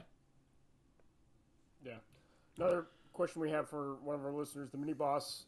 He's wanted to make some 3D debris fields for Drop Fleet, but his time is limited as well as his skill. So, what's your thoughts on making? I mean, with Drop Fleet, we have the scatter terrain, but he's wanting to make the scatter terrain, but you got to put little ship template or tokens on it. What's your tips on making flat versions or scattered terrain that's easily able to put other ships or units on top of that are going to be on a base of some sort? The key thing with that is warping, because there's nothing put on top of the base really to brace it. If you build a base and you put a hill on it or a building on it or a hedge on it, it's actually bracing that, which stops it warping. Yeah. So first thing is to look down at your core material, and I'd often card. That's quite sturdy enough. Yeah. It's also easy to cut out. The next thing is you want ground texture, so you're looking at some sort of ground stucco. Yeah, so paper mixed with ceiling stucco. Yeah, that's really good because ceiling stucco is designed not to shrink and crack, which also means it won't shrink and warp your base. Yeah, so you can just spatter that down, and after that you can drop your tokens or whatever into that, and it'll embed into them. And that'll give you a nice level, sturdy, non-warpable, flat base that's really easy to paint up. And that can often be your first start, and then after that, it's dropping in what little gribblies you want to drop in to make it a little bit more detailed. I mean, if you want to do woodlands, you can do black. So, you can drop in a few cocktail sticks, put that into it. Yeah, paint them up, bit upholstery foam soaked with green paint for tree canopies. There's lots of little techniques, but if you're doing large flat templates, you've got to control the warp. So that means a sturdy base, and then whatever you put on top of it, make sure that if it's PVA, it's very little. It doesn't take much PVA to glue things down. So use as little as possible, or go for a gloop or a medium like filler or something that doesn't shrink. Yeah, when it dries, because that way it'll stay flat. Because otherwise you'll end up with like scatter bases curved at the end, and people come along and flick the end and send them spinning in a circle. Yeah, I'm guilty of that. I've done that. We've all done that. That's where that's the first time you learn about warping. Wait, what? What's that? What? Oh, right. I learned about warping when I did my kitchen floor, unfortunately. So here's a question that, because we all sit down with a hobby and you can't just sit there in dead silence because silence is boring. So Mel is sitting down to hobby for Mel. Let's pretend that happens. What kind of music do you have going? Very rarely have music going. Yeah, really? Typically it's documentaries, it's Netflix. Yeah, it's something I can listen to and follow along. I tend to have music playing when I have to think or write. So if I'm modeling, I often say I'm not really thinking. Yeah, I'm just going with it. Yeah. And so I'll have something that distracts my mind, which is words, film, series, documentary, audiobook. Yeah. Whereas if I'm trying to think, I'm trying to figure out tutorials, how am I going to structure this tutorial, or how I'm going to design this cast, you know what I mean? Then quite often I have what's called my writing playlist, which came from the book, and that's Enya, Eva Cassidy, things like that, which are really sort of slow. They keep the soft listening, nice and calm. A lot more mellow than what Christopher Lee would listen to then. Yeah. Part of me was hoping that Mel would just be like, I love good heavy, just. No, I like that when I'm driving. Yeah, rock all the time when I'm driving. Yeah, but when I'm generally thinking, then I like my Enya. You know what I mean? I like slow I like classical music, but I'm really eclectic with my music tastes. I like Hanson. You know what I mean? I like all sorts of different people. If a song comes along or music comes along that catches me, it catches me. You know? So, you know, my playlist can go from Eva Cassidy, you know, and a simple switch because I like that song, you know, or, you know, back to Billy Joel, you know, over to rock, over to Led Zeppelin, you know, wherever it goes. Nice. How did you find the Kickstarter experience? I mean, obviously it wasn't just you that was born. It wasn't just you involved, but... It aged me. It aged me. Yeah. It was intense. It was amazing. I was completely underprepared in every single way for it. Yeah. Just the sheer amount of workload, the engagement, response, how well it did. The sheer amount of stuff you have to do. Mm. You know, it was just... I think it took me 2 weeks to recover from it. You know, to just start to feel normal. I mean, when you do a Kickstarter, especially like a Kickstarter that goes successful and gets big, it completely takes over your life. There is nothing else. Yeah. You know, the idea of, oh, you know, I'm doing the school run, and I've got this Kickstarter going on the side. No. Every spare moment you possibly can is thrown at something at the Kickstarter. Because when you're doing a Kickstarter, you're not just trying to promote the Kickstarter, you're not trying to do everything you can to promote it, but you've got all sorts of stuff coming in at you to try and promote it, and people wanting your time, and, you know, and it doesn't matter how much time or how well prepared you are. Yeah, I mean, I had Dave helping with me, and he'd already done one. Yeah. There's not enough hours to do everything.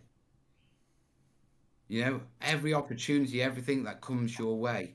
I mean, I think during the Kickstarter, I got something like 30 or 40 podcast invites just because of the Kickstarter, you know what I mean? And if you think about pretty much, you know, every 10th person who signs up on the Kickstarter drops you a personal message just out of the courtesy because they're being nice. That's 500 people. Yeah, you know, true. You know what I mean? And, you know, you see it as just what, but from my side, you know, every morning waking up with an inbox full, a Kickstarter inbox full, you know, your name being mentioned on stuff like that, you know, I mean, in your notifications for your page, tagged all over the place. And you don't know whether it's positive or, I mean, in my case, it's overwhelmingly positive. But you got to go check it out. You got to leave a engage and that sort of stuff, and then you've got all the questions that come in on your various social media assets and stuff like that, because if someone's got a question, they'll just use whichever platform or way they want to use to yeah, and yeah, that question will be asked 50 times, but because they're all using different platforms, and you get pin and post at the top of the group, yeah, but you still end up going in and answering these questions. So, you know, and it's not a diss on people, it's just human nature. You know, we as humans, we're used to interacting with people like this, us and us four. We're sending messages backwards and forwards. But if you magnify the other side, you know, for me on this side, it became overwhelming. Yeah. You know, I mean, it was overwhelmingly positive, but there was just so many people to engage with at so many different levels, as well as thinking about, right, this thing's come out, right, we've hit this Kickstarter, got to jump on next set of posts across the social, broken this set stretch goal, yeah, and anytime you go on and post something, you're generating responses. Yeah. Now that's good for a Kickstarter, but at the same time, if you're one person, yeah, the sheer overwhelmness on. And at the same time, I mean, during the Kickstarter, I flew to America for the first time, went to Adepticon for the first time, flew back. 4 days later, I was down filming Salute, which is the UK's biggest show. You know, and doing that during the Kickstarter, everyone wants a piece of you. Oh, yeah. Everyone wants to interview you. Everyone wants to shake your hand. You know, everyone wants you to visit. And it's all good. I'm not dissing it. But as an actual experience, decompressing from that, it took me a week before I left the house. So when are you doing volume 2 then? Be quiet. During that same period, I'm testing my memory now. Did you do a video interview with Beasts of War, or did you go there in person? No, I flew over just before the Kickstarter. It was in person. I couldn't remember if it was in person or not. So that was the start of it. That was very much the start of it, because that launched shortly afterwards. Went live.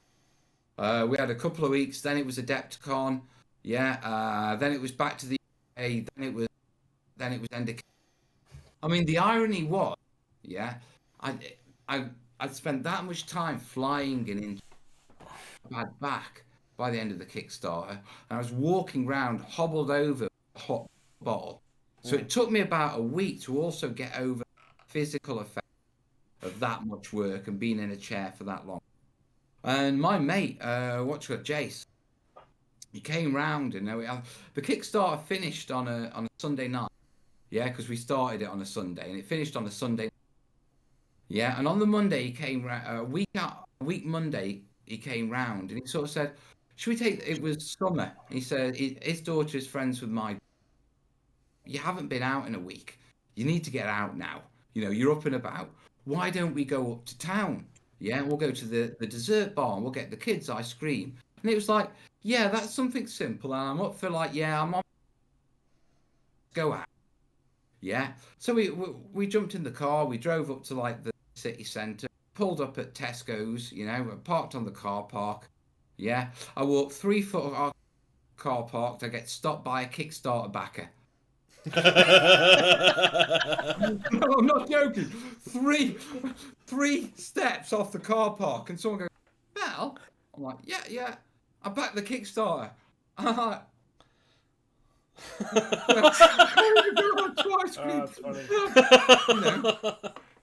funny. Do you get that a lot? People recognising you? Yes, not so much these past couple of years because we've had lockdowns. Yeah, people haven't been out. But prior to lockdown, yeah.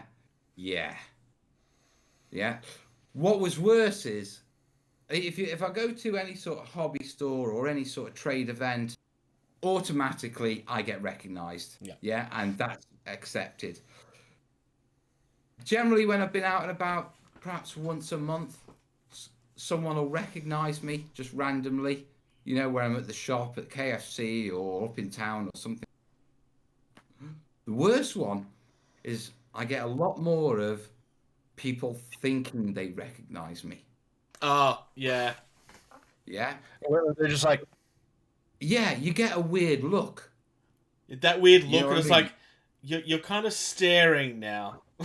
Why are you staring? That look can mean something very specific. It normally means you're about to get... Yeah? And so, as I was getting used to the YouTube situation and being known, it really started to bother me, because I used to get weird looks when I was out, and it took me a while to actually figure out they recognise me. They're trying to... It was from... I was just walking through the supermarket thinking, hey, this guy, is this going to be trouble? Because Stoke, where I live, is a pretty rough place. Yeah. You know what I mean? It's actually quite a rough city. It's the most working class city in Britain. It's one of the most debt-ridden. It's one of the biggest drug issues and debt issues. So it's actually quite a rough place. Yeah. So when people look at you like that, it's generally not a good idea. And if they come up to you, yeah, that generally doesn't mean something good. So quite often I get into this situation looking at me, and if they start to, I don't know if they want to fight or. So that can get a bit weird. The other thing is the acceptance that it doesn't matter what time on a Sunday night it is, because I did, and I got recognised. Yeah. Also, you can no longer tell your children off in public.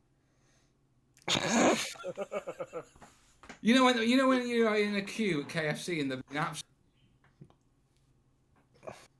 Yeah, and you're just about to, and someone goes, "Mal." Wait till we get. Can I give you some advice about KFC, Mel? Go on. Just don't eat there. I worked there. That was my first job.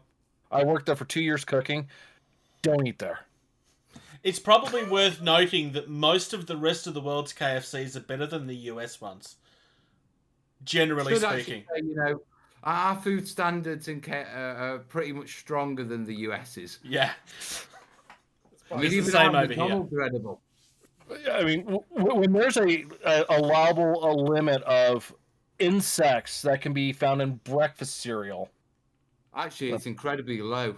We're quite strict on that sort of stuff.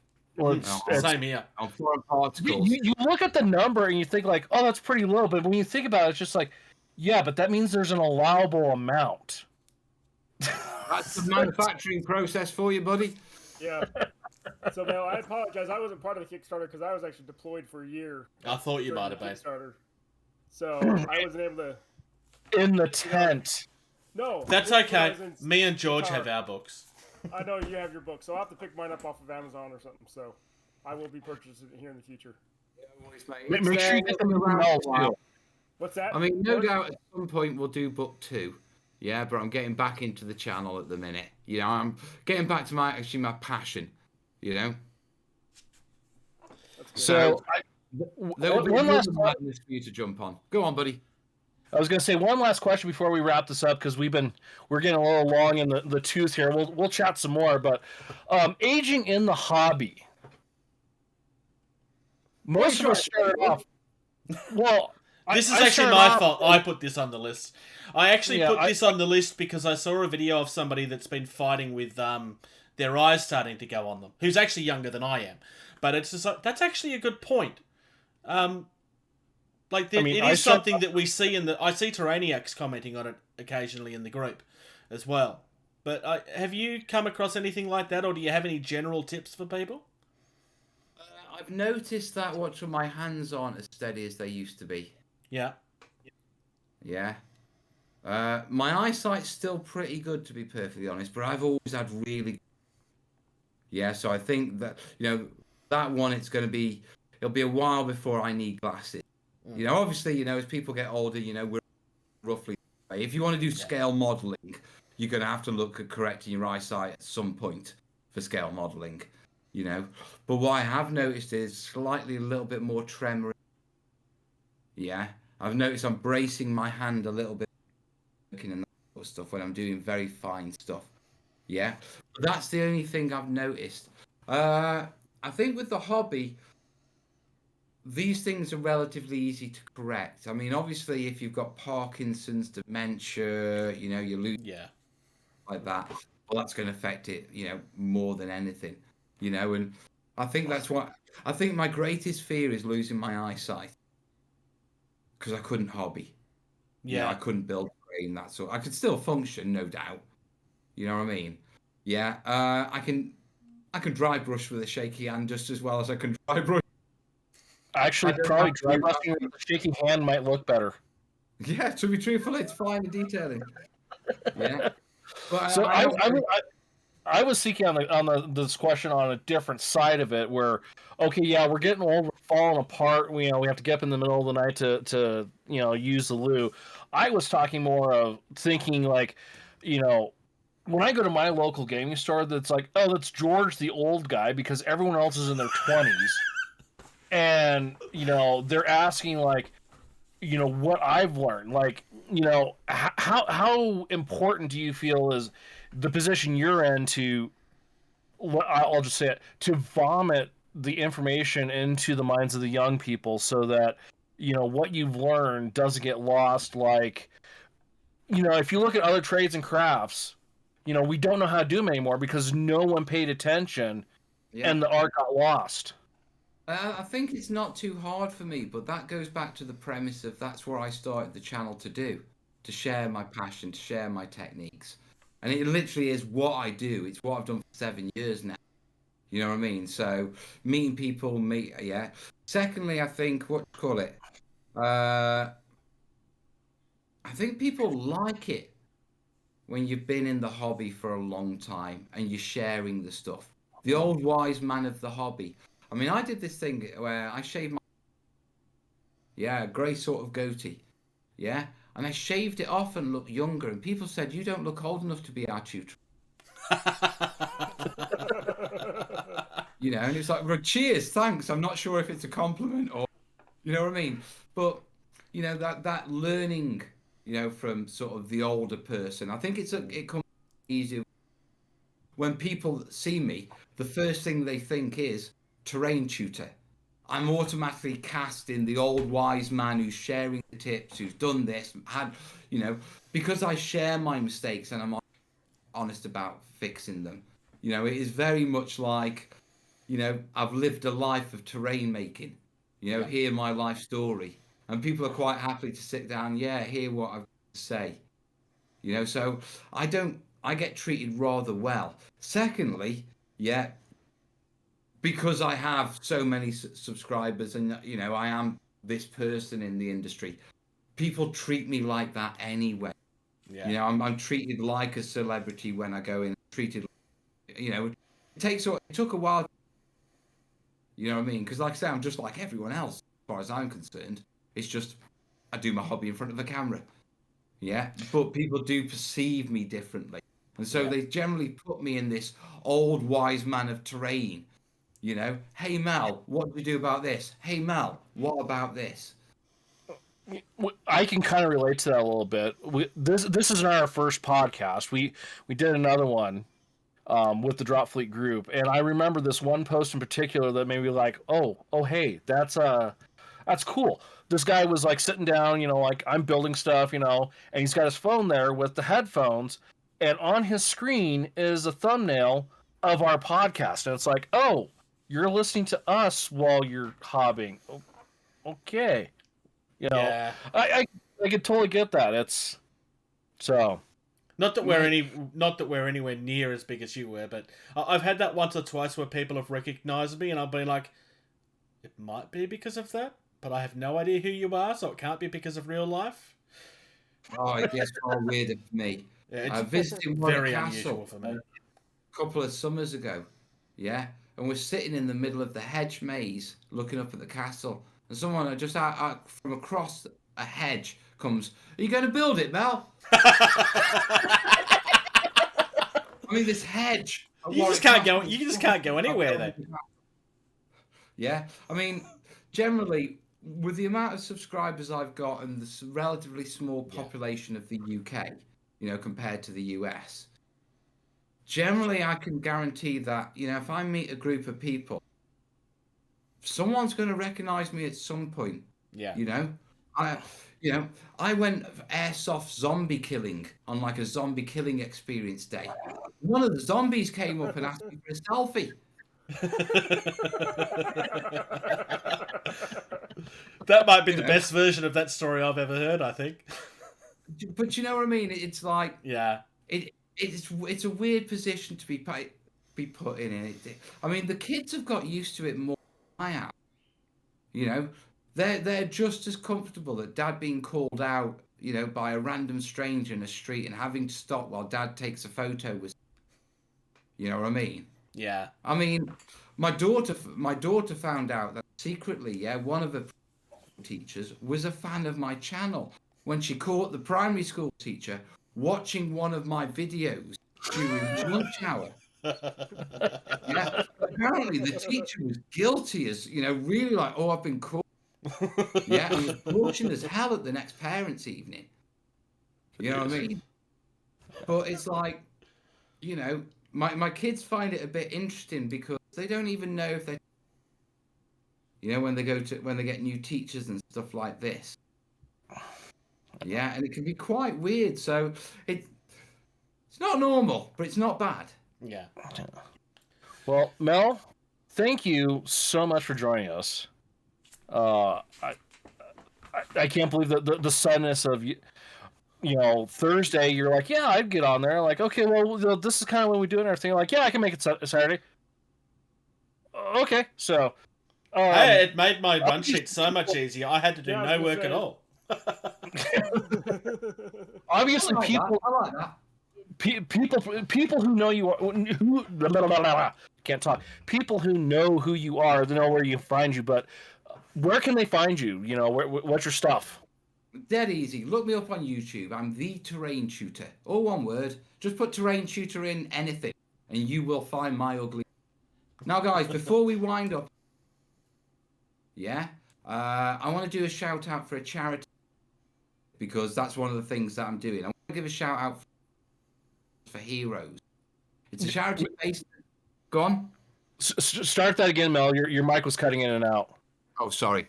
Right, I want to do a shout out for a charity that I'm an ambassador and stakeholder in. It's called Models for Heroes. And basically what they do is they take donated models, FX kits, 40k, anything like that, and then they send them to veterans and to responders as a way of dealing with stress and mental health issues through modeling.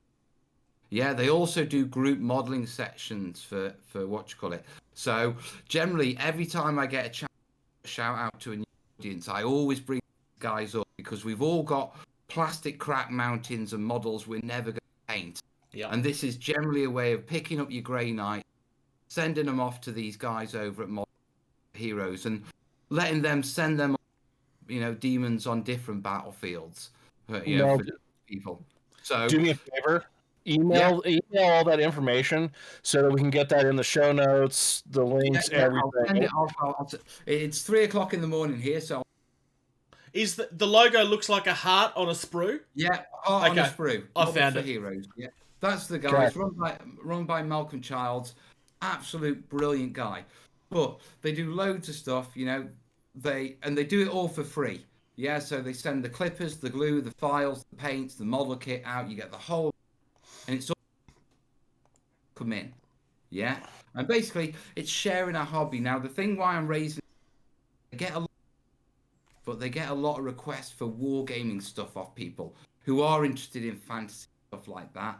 Yeah, and they've got a bit of a shortfall. So if you've got a spare model and you don't mind sticking it in the post, yeah, it's a good way of helping out a veteran practically. It's not throwing some money into some charity that may get spent on admin fees.